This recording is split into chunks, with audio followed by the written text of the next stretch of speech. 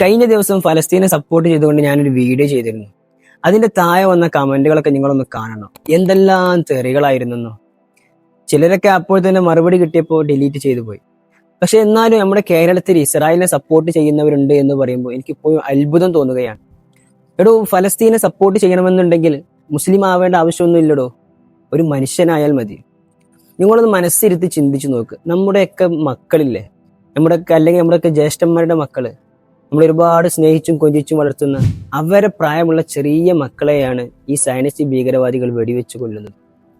അവരൊക്കെ ആ പിഞ്ചു മക്കളെ എന്ത് തെറ്റ് ചെയ്തതിന്റെ പേരിലാണ് അവരൊക്കെ ഇങ്ങനെ വേട്ടയാടുന്നത്? ഒരു യുദ്ധത്തിന്റെ പ്രധാന ഘടകമാണ് സിവിലിയൻസ് എന്നുള്ളത്, അഥവാ സാധാരണക്കാര്.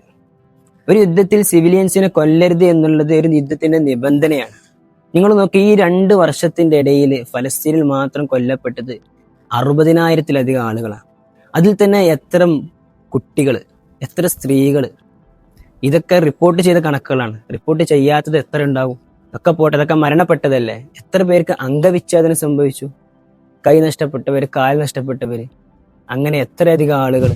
യഥാർത്ഥ മനുഷ്യനെ മറ്റുള്ള മനുഷ്യന്റെ വേദന മനസ്സിലാകും. കുറച്ചുകൂടി ലളിതമായി പറഞ്ഞാൽ മനുഷ്യത്വമുള്ളവർക്കേ കഴിയൂ എന്നർത്ഥം.